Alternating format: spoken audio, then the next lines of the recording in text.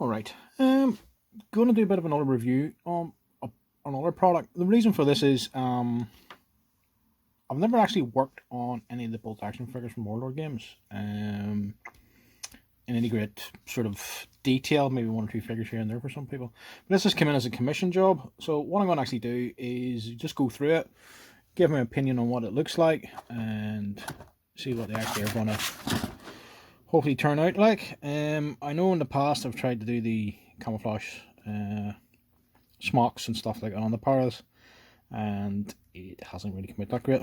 So I'm hoping this time round, especially because it's somebody else's figures, it'll change a little bit. And I'm quite actually interested to see the decal sheet that says it's in here. So without further ado, just open this up.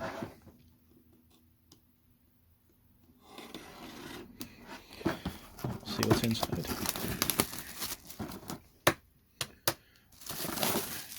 So obviously it says in the back of the box, it's enough to make about at least 30 British or Polish Airborne, depending on what ones you want to do. Let's see, plastic bases on the water slide decal on the construction leaflet, which will be handy. So let's open everything up. What have we got here first? Okay, straight away we've got decals, and whoever the person was that packed it.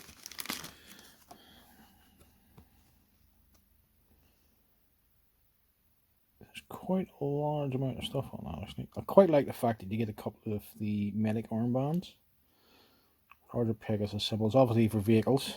Some of the Airborne actually coming down with jeeps. Also, if I remember rightly, if you do 6th Airborne, and they had what was called Tetrarchs.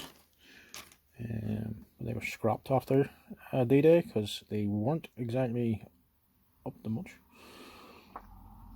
Obviously, Lance Corporal Stripes, Sergeant Stripes on the power wings. It's nice to also see the vehicle ones as well, actually. Obviously, the person will want to keep them in case they do get any jeeps and stuff like that.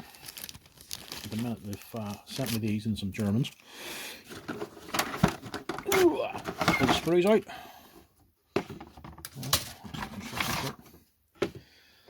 Okay, so a quick look at what do we got?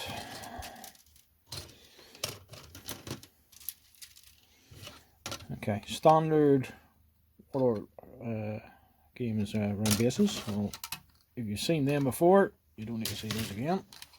Put them on the side. Okay. So it seems I've seen one or two sprues before from Warlord games with different figures and stuff. So generically, the sprues are pretty much all the same. As in, you've got the 5 figures on there, with the 5 different poses. Obviously, you've got 5 different sprues. Actually, should be more than that. Well, bear with. I've probably miscounted. Right, I've miscounted. It's not 5 in each; it's 6 on each. 6 figures in each. There's 5 sprues. Go back to school. So yeah, basically showing you, obviously this is where you get all your different options depending on what you want. So a couple of stain guns, a couple of different ways of holding them. The Enfield or Stain, only Enfield. Somebody actually carrying the Enfield rifle. A couple more Enfields. Obviously in the more important weaponry, which is the Bring gun. I actually like this. I'm actually just noticed a couple of things. The part that we have here, which is this again is usually carried by the number 2 gunner on the ground. It's the actual spare parts and spare barrel. I'm going to turn it up the right way to let people see it. So in here would normally be at least two spare barrels, oil cleaning kit, bits and pieces like that. And I'm going to take it that these are going to be the extra ammunition pouches, which the number 2 will carry. Let's check and see what else there is.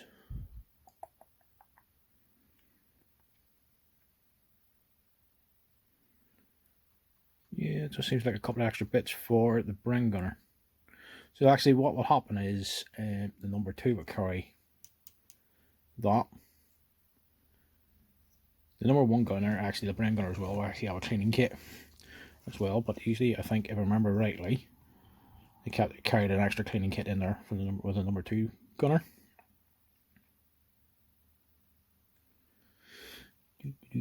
Also got some bits and pieces. Looks respirator pouches, binoculars. I actually like it. There's actually a bugle on that. So for any light infantry regiments, so basically like the oxen bucks and things like that, again, that will be quite relevant to them. Various large, or yeah, they're going to be small packs, possibly. Along here, loads of different variations on that. And again, plenty of variation. All different pouches, which obviously has got all their respirators, trenching tools, water bottles. And then we move into your pit gunner. Some people rant and rave about the pit. We all know it's quite inferior to the German bazookas and even the Germans as well. A couple more stands. Oh, turn around the way so people can see. That looks like a stand Mark V with a wooden butt on the end of it to stabilise a bit more. I actually know somebody who's a member of their family was in the Airborne. He says the only great thing about the stun gun is when you run out of grenades, you could cock it, throw it through the window, and when it hit the floor, it would go off on its own. You can clear a room with it. Whether that's true or not, I don't know. I've never had the chance to ever experiment. I don't think I ever want to. Obviously, loads of stem pouches, and we're into the headgears. So a nice large amount of different berry heads, and then helmet heads. I'm actually trying to see. Can't see too closely myself as I'm looking through the camera. I actually have to possibly get the magnifiers out. That some of these may actually hold the Polish symbol. I'm not too sure. If I do find that out, I'll check it out on the. I'll stick it down in the comments. The body wise, the poses.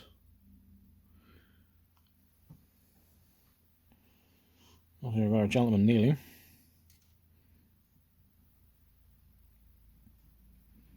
He's just walking, a couple standing, flip over, get more action type poses.